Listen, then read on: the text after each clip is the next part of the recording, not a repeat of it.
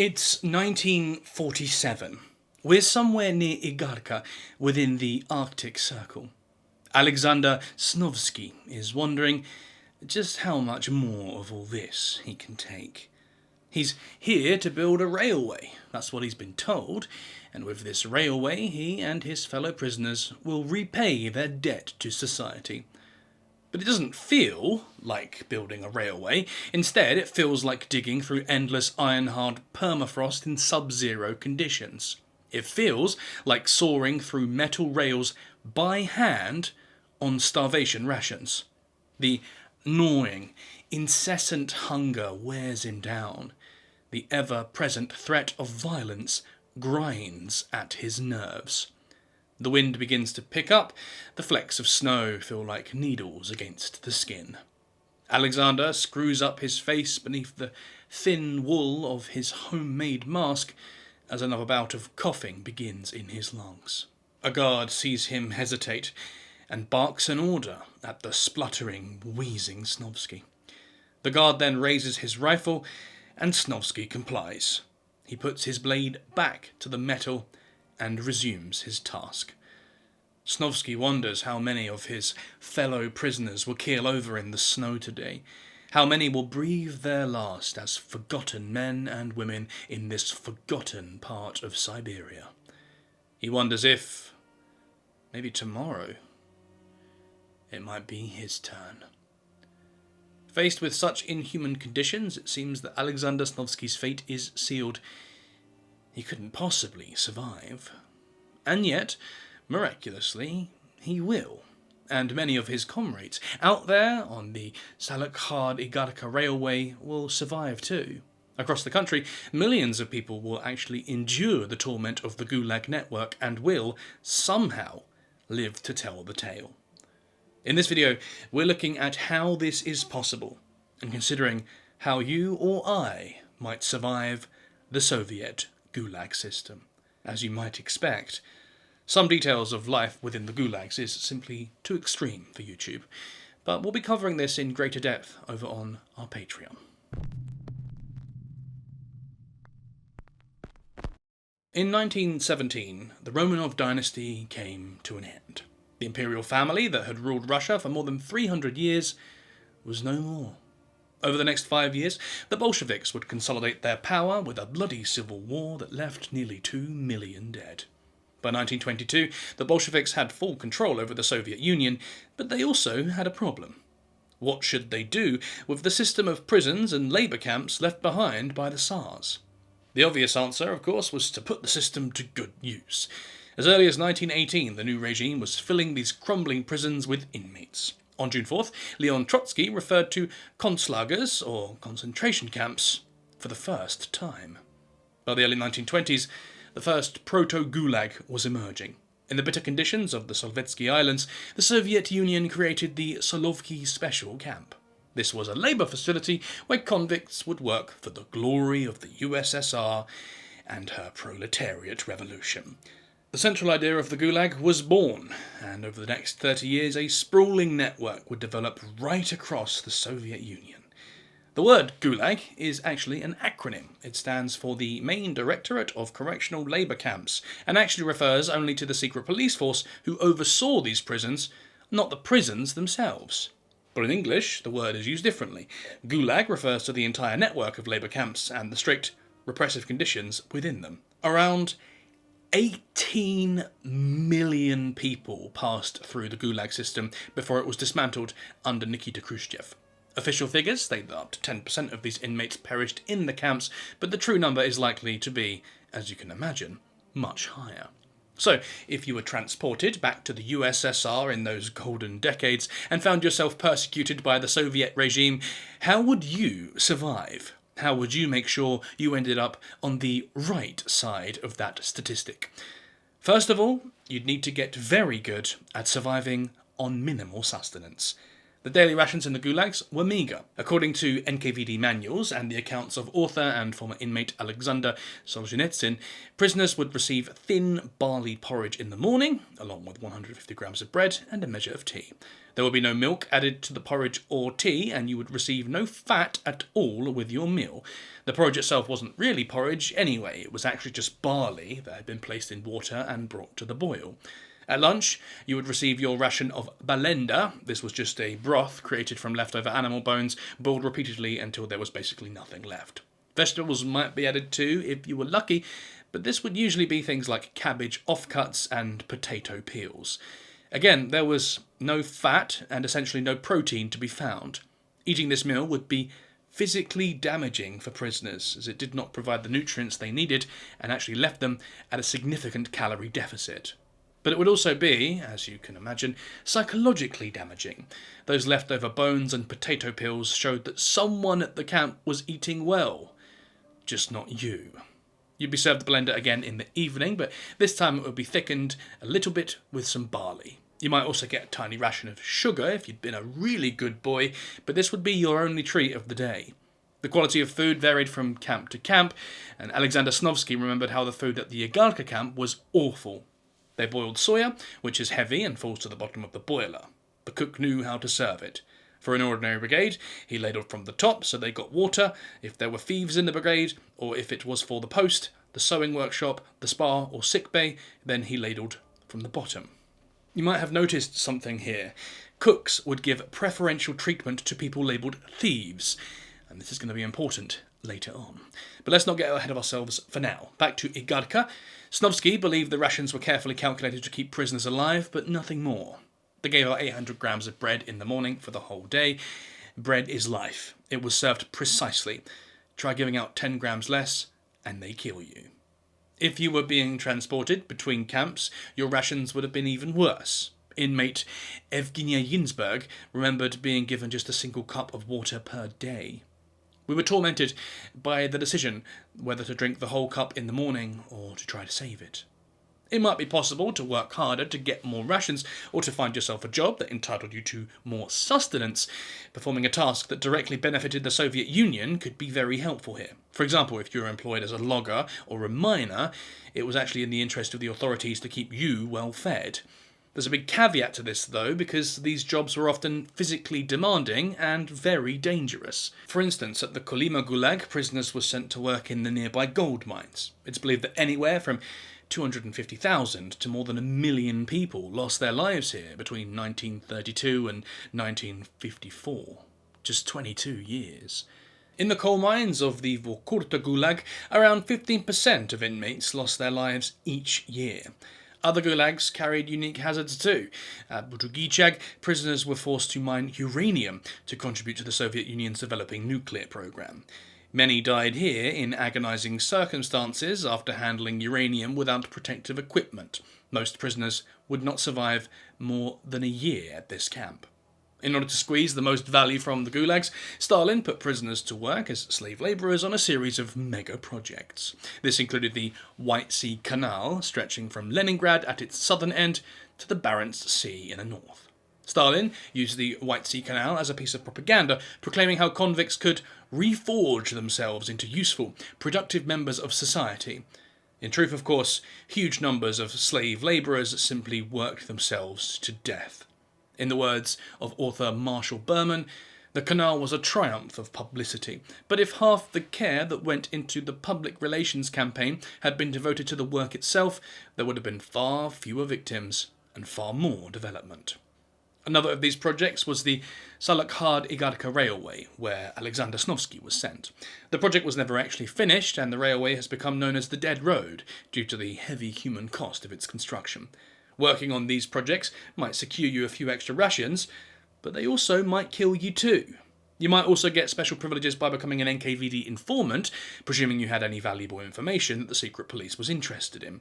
You just need to make sure you didn't get caught informing on any of your fellow inmates, as the repercussions could be severe. Snitches get stitches, anywhere you go. If becoming an informer or signing on to a special work detail weren't possible for you, then you'd need to scavenge for scraps around the camp. But if being an informant or working in the mine isn't for you, don't worry, you might survive. You just need to scavenge for scraps around the camp to scratch out a living. If you had any items of value, they too could also be traded for more food. In time, the authorities realised that these starvation rations weren't actually any good for productivity in the camps. NKVD head Lavrenti Beria grew worried that the camps were simply not providing any meaningful results. He ordered an increase in food rations, hoping to give inmates more strength for their work. But this was not an act of kindness from the famously inhuman Beria. It was part of a programme to make gulags more economically viable. As well as increased rations, Beria introduced harsh coercive measures for absentees, those refusing to work, and wreckers. In other words, he was leading with both carrot and stick.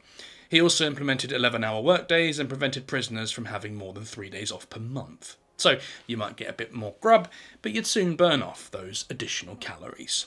Another survival tactic might be to attempt an escape, but the authorities had considered this. Gulag prisons and labour camps were not typically built near cities or towns. They were placed in the vast expanses of Siberia and often within the Arctic Circle. Far from human habitation and with limited transportation options, this rendered escape practically impossible. And it also ensured that prisoners remained in bitterly cold conditions, especially during those long, sunless Russian winters.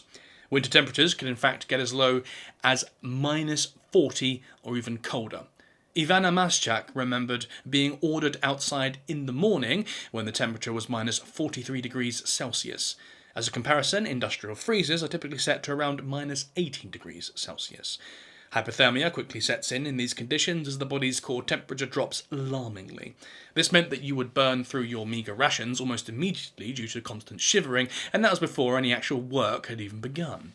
To protect yourself, you could try cobbling together a homemade mask to protect your face from the cold, but this often wouldn't be enough. At the Kolyma camp in northeastern Siberia, witnesses reported men who were missing ears, noses, and fingers lost to the gnawing decay of frostbite. To stay alive, you'd need to keep your clothes in good condition. Inmates would typically be provided with a telagreika, which was a quilted jacket that might provide some protection against the cold. They'd also receive a set of quilted trousers to go along with this. But if these clothes became damaged or torn, prisoners would be exposed to the dangerous winter conditions. Remaining fit and strong, even on starvation rations, and regularly repairing and maintaining your telagreika would be key to survival.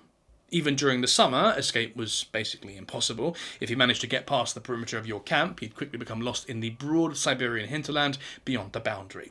If you didn't die from malnutrition or exposure, you'd be eaten alive by the clouds of mosquitoes that characterize the Siberian summer. Sometimes these tiny insects were even employed as a method of punishment. Former prisoner Oleg Volkov remembered the warden got angry and ordered to put prisoners on mosquitoes. This basically meant being stripped and tied to a tree, where mosquitoes would then gather, biting the defenseless victims repeatedly, driving them into helpless, itchy madness. So whether in the winter or summer, escape was not an option. You'd need to stick it out in the camps. And this meant praying that you didn't get sick. Sickness was a real problem in the gulags. Those pests and insects would spread blood-borne infections from inmate to inmate, while the poor diet led to illnesses such as scurvy and pellagra. Scurvy causes intense feelings of exhaustion as the muscles and joints are racked with pain and the energy seeps from your body. This of course sounds bad enough by itself, but it's even worse when you're then sent to toil in the mines and lumber yards each day on a calorie deficit. More severe symptoms of scurvy include bleeding gums and tooth loss and the reopening of old wounds. Prisoners would find themselves with open sores and gushing wounds which were ripe for infection. Pellagra also affects the skin, but it affects the stomach and even the mind too. Sufferers report severe diarrhea and feelings of confusion, depression, and even psychosis. Both scurvy and pellagra are associated with vitamin deficiencies, usually caused by long sea voyages. On land, there's really no reason for anyone to suffer either ailment, unless, of course, they're being incarcerated in hellish conditions. Other diseases were even more dangerous and even more likely to kill. Typhus begins just like a bad case of the flu, but can quickly deteriorate into a crippling, organ-damaging, and ultimately fatal illness. Tuberculosis also spread quickly in the gulags, no surprises there. It starts as a persistent cough and fever, and then progresses into severe respiratory problems. Without proper treatment, it's fatal, and many prisoners did not get the proper treatment. The cramped conditions and poor sanitation of the gulags made dysentery and cholera common too. These illnesses caused significant fatalities right across the camp system. The physically demanding labour also caused physical injuries like hernias, soft tissue damage, or broken bones. In all instances, you would be treated at the camp's medical facility, but don't expect an easy ride here either. Ill or disabled prisoners were considered economically unproductive, and so they would be rushed back to fitness and sent back out to work before they had fully recovered. For those who were permanently disabled, they may be sent to an invalid camp, but they would also be considered permanently unproductive, which put them at greater risk. Historian Golfo Alexopoulos described how camp officials viewed illnesses and death through the prism of productivity and maintained a certain contempt for the uselessness of the not work-capable inmates. Alexopoulos also believed that sick and disabled prisoners were routinely perceived as fakers or criminalized for their illnesses. However, some prisoners did intentionally injure themselves to escape from work details. Deliberately slicing off your own finger might be a way to escape the disease-ridden grind of the labour camp, but Alexopoulos offers us a warning. Such inmates typically received additional sentences for self-mutilation. The trifecta of meagre rations, bitter, disease-infested conditions, and back-breaking labour killed many in the Gulag system. But it wasn't just a case of survive all of this and you'll be fine, because there were also the guards and Gulag authorities to think about. Sanctioned violence was a big part of life in the Gulag system, and beatings and tortures would be handed out on a regular basis. We've already seen how guards used the unforgiving natural environment to inflict discomfort and humiliation on their inmates, but during the winter this was even easier to achieve. Witness accounts speak of exhausted prisoners who were made to lie down in the snow until they began to freeze and then told to stand up again. This process would be repeated again and again until the guards decided it was over. This happened to Ivan Amashchak. They told us, come down and back up, down in the snow, and back, down and back. It was horrible. Beatings were a regular occurrence. The guards may use fists or boots to harm anyone who stepped out of line, but frequently they would just use the butt of their rifle. Injuries would then go untreated, exacerbating the physical exhaustion in bitter cold conditions. Many people died this way. Some aspects of violence in the gulags are even more disturbing and can't be covered here without falling foul of YouTube's censorship policy, but these details are included in the Patreon version of our video. Despite the brutal conditions and high death toll, the gulags weren't really supposed to be death camps. They were intended as labour camps, in which prisoners paid their assumed debt to society through productive work. But this required total compliance from the inmate population, which in turn required the threat of lethal violence, and so summary execution became part of the mechanism of control. Gulag inmate Lev Kopelev remembered being told, "No talking, no squirming about. Any move to get up will be taken as an attempt to escape. The guards will shoot without warning." Another account says that a common order was, quote, "A step to the left or a step to the right is considered an attempt to escape. We will shoot without warning." The phrase attempt to escape is important here. Gulag guards were exposed to constant propaganda and referred to as the steel in the state's sword, as the USSR battled subversion and social enemies. This meant that many guards were quite happy to murder the inmates in their charge because they felt they were doing something noble, and with the phrase attempt to escape, they had a one-size-fits-all excuse to cover up their crimes.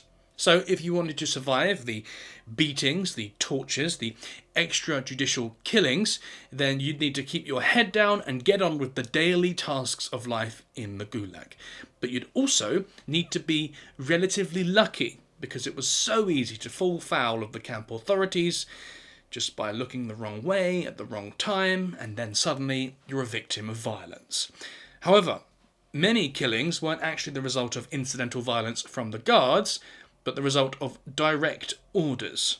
If you were a political prisoner, you might become a specific target of the party, and then there's no way to escape punishment. On the wooded shoreline of Lake Onega stands Sandamok. In 1997, investigators made a grim discovery. In this tranquil earth lay one of the largest mass graves ever discovered from the Soviet period. 6,241 prisoners were brought here during the Great Terror of 1937 to 1938. They were forced to lie in shallow graves and then shot in the back of the head. Across the country, graves similar to this one exist. They actually leave great depressions in the ground because once the decaying bodies collapse, the earth sags down on top of them. Similar mass graves exist across the former Soviet Union, from Kuropati in Belarus to Pivovarka in Irkutsk. But even avoiding maltreatment from gulag guards and camp authorities wasn't enough to guarantee an escape from violence. Cast your mind back to Alexander Snovsky's description of the food at Igarka. He recalled how the cook gave special treatment to thieves. But these thieves weren't just pickpockets and muggers. Instead, they were bands of hardened criminals who existed within the gulag system, and getting on the wrong side of them was seriously bad news. Gang activity became a real problem in the Soviet Union after the 1917 revolution. While criminals had always been part of Russian society, the chaos and violence of those years meant that chaotic and violent individuals rose to the fore. This developed into an extensive network of criminal activity known as the Vorovskoy Mir, or the Thieves' World. Stalin himself had a background in organised crime, which I've covered in more detail in my recent video on the weirdness of the man, but even he understood that the Thieves' World could not be allowed to continue. His NKVD, and later KGB, managed to rid Russian society of these undesirable types. Only, of course, he didn't get rid of them altogether, he simply moved them from the streets of Russian cities to the camps of the Gulag system. In the words of journalist Michael Schwertz, the thieves became a group of criminal barons who kept order in the gulags and governed the dark gaps in Soviet life beyond the reach of the KGB. The thieves operated with their own code within the gulags. Sometimes they'd flat out refuse to work, or disregard orders from the guards, or dispense their own justice. Dispensing justice, of course, meant doing the torturing, beating, and murdering of anyone they didn't like, instead of getting the guards to do it. So if you're looking to survive in this kind of thing, it puts you in an awkward position. On the one hand, you need to comply with every single whim of the guards, doing everything they ask of you and never stepping out of line. However, if you're seen as being too complicit, then you're going to get on the radar of the thieves, and if they think that you're informing on them, or otherwise acting against their interest, or too cosy with the guards, then it's curtains for you. Lev Kopalev remembered how informers were loathed and targeted in the camps. In prison, we used to be afraid of informers and talked about them in whispers. Here in the camp, we spoke of them out loud. They served for the sake of the little handouts the machine threw their way, and they served out of fear. Prisoners who collaborated with guards as a way to gain special treatment would be known as suki. If you're a Russian speaker, you'll know that this is not a very nice word. These suki would find themselves low in the gulag pecking order and may be beaten or killed as a result. Of course, you could try to stay alive by becoming one of the thieves yourselves, but to achieve this, you'd need to have spent your entire life as a ruthless, hardened criminal, doling out street justice to whoever crossed your path. In other words, if you're eligible to join the thieves, you probably don't need this survival guide.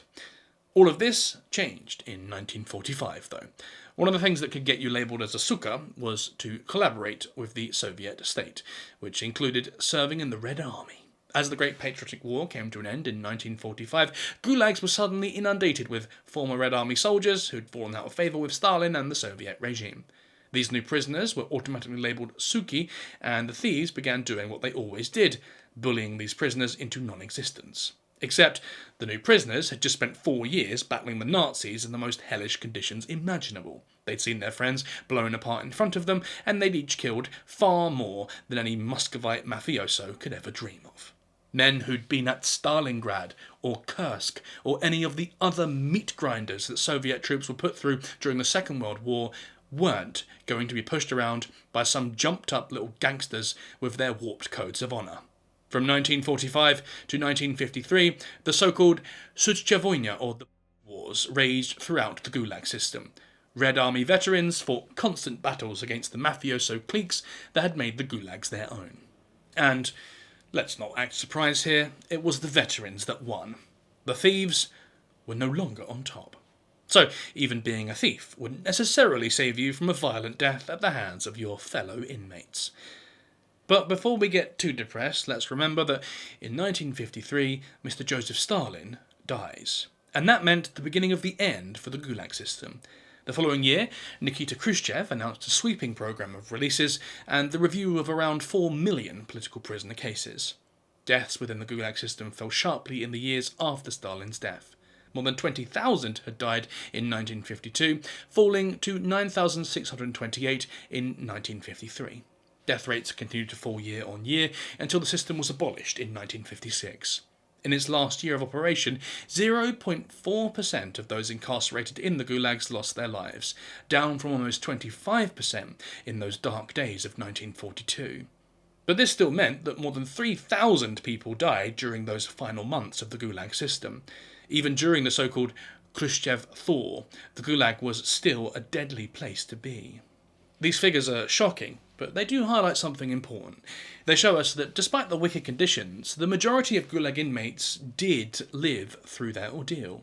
Through a combination of physical fitness and mental ingenuity, and some good old-fashioned willpower, they kept themselves going. They did what they could to find additional food, they kept themselves healthy and maintained their equipment, and they avoided the attentions of malicious guards and gangsters. With wits, strength, and good old-fashioned luck, they survived. But what does survival mean exactly? True survival is surely more than just staying alive at any cost. It's about maintaining your dignity, your humanity, your sense of self, your ability to recover. Everything about the Gulag system was designed to be psychologically and emotionally crippling. From the moment you set foot within the system, you were assaulted by an endless barrage of mental torments, leaving men and women as broken shells of their former selves. How could you possibly endure all of this and still come out the other side intact? Susanna Petchero was only 17 when she was sent to the Gulag in 1951. She offers some advice. Petra advocated walking around a lot within your cell to avoid succumbing to boredom and inertia. She recommended washing yourself with cold water to feel stronger and healthier. She also advised taking care of your appearance and maintaining self-respect. She said, you shouldn't get dishevelled. This is important. You shouldn't go seedy and walk with undone shoelaces and without buttons, because if you go to seed, it will be the beginning of the end. We saw people dying in front of our eyes, and those were the people who didn't take proper care of themselves. But psychological and intellectual stimulus is also crucial. Petra recommends, talk to yourself if you are in solitary confinement. If they don't let you read books, you have to recite things by heart, and you have to train your memory all the time. I gave myself lessons, school lessons, trying to remember my school timetable. This approach helped to keep Petchero alive and sharp throughout her time within the Gulag. But even with such psychological resilience, she was still damaged by the experience. When she was eventually released, she had this to say. It was like being born again, and I wanted to go back. It was very strange, because in theory a person should be overjoyed at having come back. But this world is no longer our world. Other inmates used the destructive power of the Gulag as a sort of creative and philosophical fuel. Alexander Solzhenitsyn first entered the Gulag system in 1945 after criticizing Stalin and the USSR in letters written to a friend. The dehumanizing treatment he experienced whilst a prisoner would inspire his later works The Gulag Archipelago and One Day in the Life of Ivan Denisovich. These books would help many outsiders understand what took place within that system. Solzhenitsyn remained stoic about his years in the Gulag. He said, when you've robbed a man of everything, he's no longer in your power. He's free again. This is an admirable way to approach such hardship, but for millions of people who experienced the same system, it wouldn't have felt much like freedom. It would have felt like having every last semblance of your being ground into the dust. Even if your life did not end in the Gulag, you'd carry its trauma with you until your dying day.